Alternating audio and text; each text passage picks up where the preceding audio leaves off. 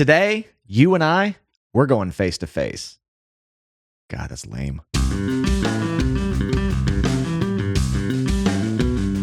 What's up, guys? Welcome back to Low End University. All jokes aside, face to face has been requested for a very long time now here on the channel, far before I did any punk stuff. So once again, thanks for your patience. But bass player Scott Shiflett is at the helm on this one, who is brother to Chris Shiflett of the Foo Fighters. I love the Foo Fighters, one of the greatest live shows I've seen.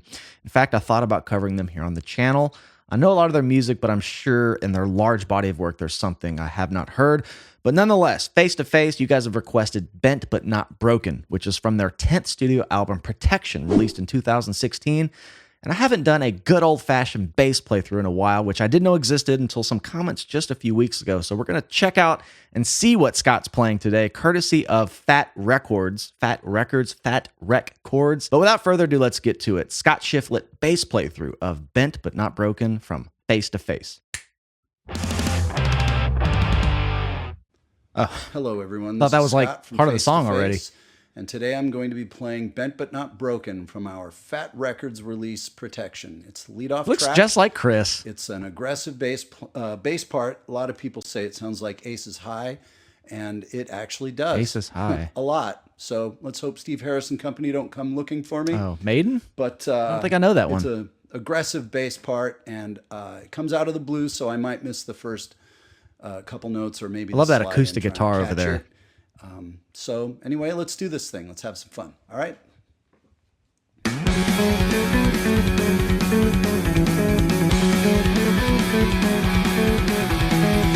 Damn. Still so surprised every time we buy the lie. Why don't we pursue the truth even when it's hard to do?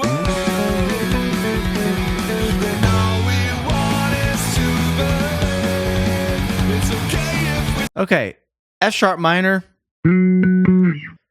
He's using some cheat codes there. I mean, I can't, even looking at it, I would have never picked this up just hearing the studio version, which is what I normally do. But even watching it, just the different pick phrasings, it's not just two notes on that top string on the G string. It's not two on the D string. There's some one note alternating, and I'm going to watch it again, but it looks like he's alternate picking inside two strings of the two strings. So think about it like this. You're doing an upstroke on the D this way, and then you go a downstroke on the G. And it's like he's almost alternate picking in a few little spots like this. And to do that fast, there's only one way. Use cheat codes. That's crazy. That's a weird phrasing, and it sounds like he's, going kind of up that F sharp minor scale there. Kind of went to the E major, but if F sharp minor is on the 1, that'd be down to the 7. So again, you guys know I'm not much of a pick player, especially with technical stuff like that. I've always been more of a finger style player in the more technical music I've played. But that is a weird fretting hand pattern anyway, because for a second I thought he was going... It's actually going up here with that major second rub. Kind of gives it a bit of kind of some clash there. Going into the minor third, and then the fourth. So that's a weird fretting hand pattern thing to do. You can kind of see his fingers look a little spiderish there because that's weird. I don't know why he'd write that and subject himself to that, but it's a cool, the way they're ringing out and kind of creating those intervals is really tasty. And I guess I got to see it again to really see if he's using those cheat codes. Slide in trying to catch it. Up too far.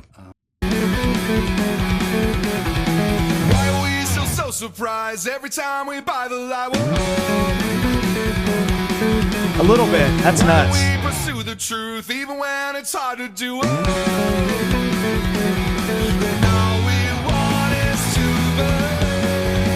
It's okay if we're slightly dissing.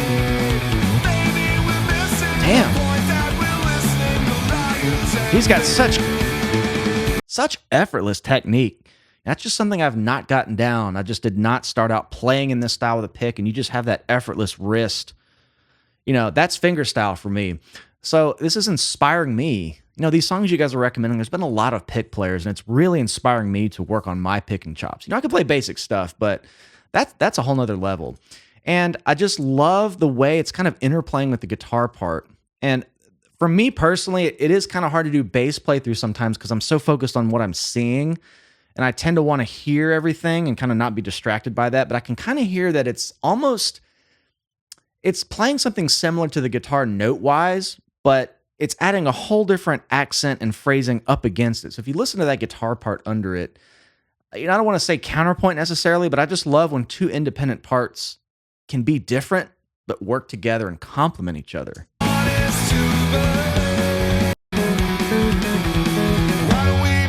Sounds like the guitar is playing just the chords on the notes he's hitting, and it's like he's playing each individual one and kind of spelling out the notes on bass one at a time, or the guitar is just playing it. That's simple, cool, just effective writing. And this kind of reminds me of the Propagandy. I think I got the pronunciation right this time. Somebody corrected me in the comments on that. I think that was 2 videos ago. But it sounded like everything was really written around the vocals. The whole band was just writing on the vocals. And this isn't quite that, but the call and response between the band and the vocalist is a classic kind of, I think of it like jazz, trading fours.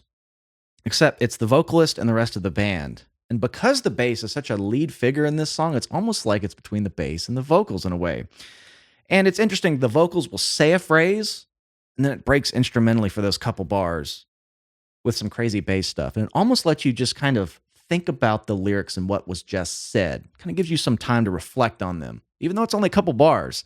And you might not be able to because you're distracted by this crazy bass stuff. But cool songwriting thing to just, I don't know. I don't hear that a lot. And I didn't hear that a lot until I started listening to more of this punk stuff. So it's kind of a whole different approach. They really want you to hear and focus on the vocals, where in some bands there's just kind of another instrument. And both are okay, but I'm just something I've noticed getting into this. Some sick fills he's doing. Let's keep it going. Why don't we pursue the truth even when it's hard to do it? It's a bizarre phrasing.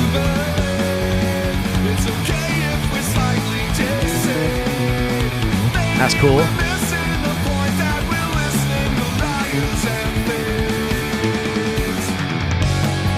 Woo! That little sucker was something else. Dedicate. It sounded like a 3 + 3 + 3 + 3 + 2 + 2. Dedicate. I think that's right. But it's just such a rapid fire phrasing that fights against the normal rhythm, and it puts a lot of things on the E's and U's. So when you break it down to 16th notes, 1 E enda, 2 E enda, he's hitting a lot of those E's and U's on those accents, which make it almost like it's falling apart, but it's not because he's tight.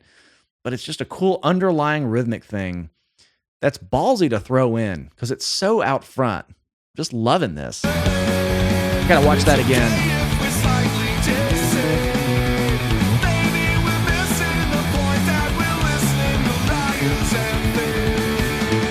Yeah. I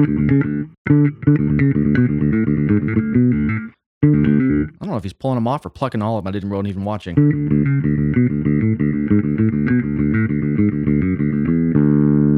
Really cool. Dun dun diggity gong. Love that.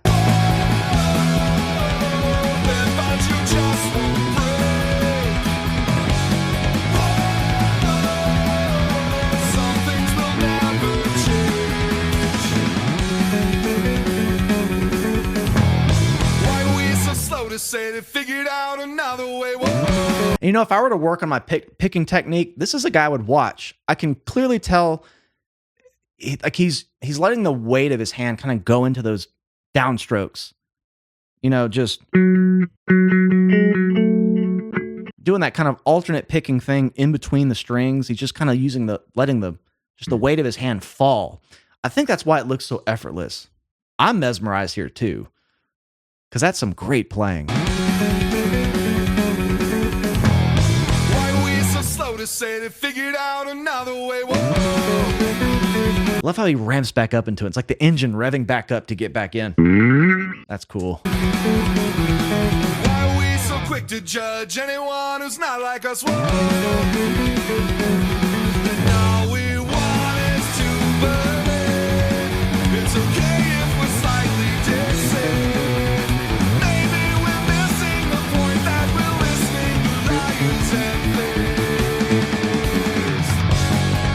Woo! But you just probably have to double thump that.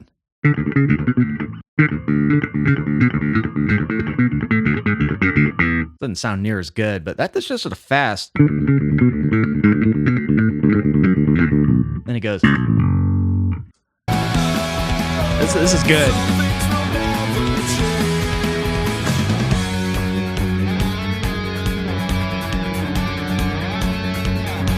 Ooh, that's so driving.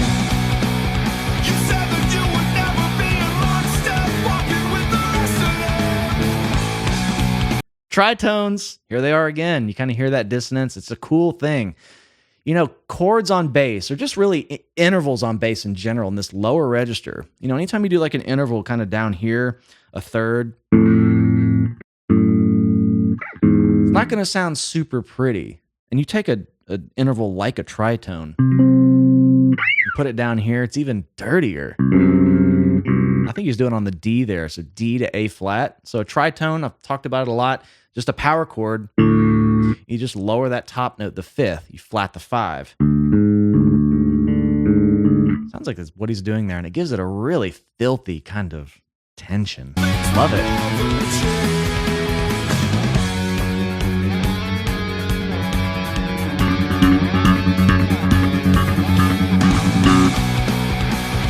I can't pick that fast, I really can't.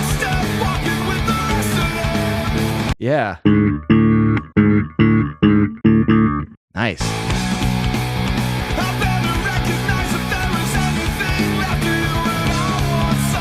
Ooh.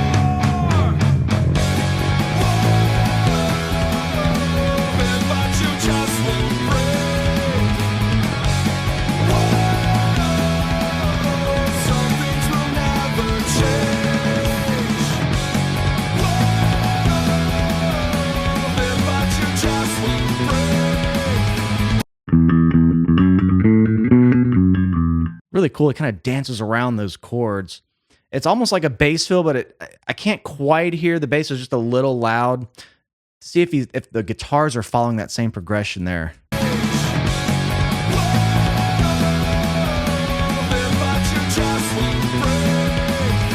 That sounds like some upper notes in that guitar chord are, but it's just a cool way he kind of boxes around the chord he's going to from the chord he's coming from. Going from F sharp just down to E, but he's going.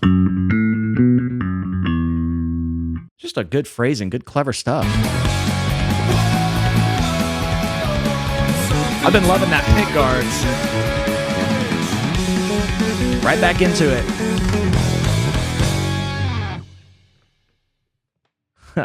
Damn.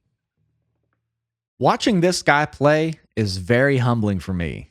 You know, there are things I'm really good at on bass. I've spent a lot of time in many years touring, recording. I'm good at what I'm good at, and that's fingerstyle playing, more melodic stuff. I started out playing jazz, and of course, I've played some really hard technical progressive metal music, but those things don't really have a lot of crossover with this type of playing. You add a pick in the mix, which I have not used much in my professional career, and you put this kind of rhythm guitar approach, and it's very foreign to me. And I think you guys enjoy watching these videos because they might be your favorite songs or you like my commentary. I like doing these because it is genuinely inspiring me to continue to get better as a bass player. And it's forcing me out of my comfort zone to wrap my head around this style of music, which I did not listen to much growing up, if at all, as I've talked about in many videos. But this is genuinely, like, it makes me want to go practice. And I'm just so glad you guys are turning me on to these bands because it's really cool. You know, I used to think David Ellefson of Megadeth, that was like my pick guy. If I wanted to work on my pick technique, I'm going to go watch his videos. I think Scott Shiflett is my new guy. Effortless control, perfect wrist, perfect dynamics. I mean, it's just such good tone. The strokes are so even on those rapid fire fills. I'm very inspired watching this. And maybe that's why doing a bass playthroughs are good. I can really watch them play, and it's very inspiring for me. So, but as always, thank you guys for hanging out with me. Please like and please subscribe to the channel. It really helps me out. You can come support me and join the community over on Patreon. We're having a great time. I love you all. Cheers. We will see you next time.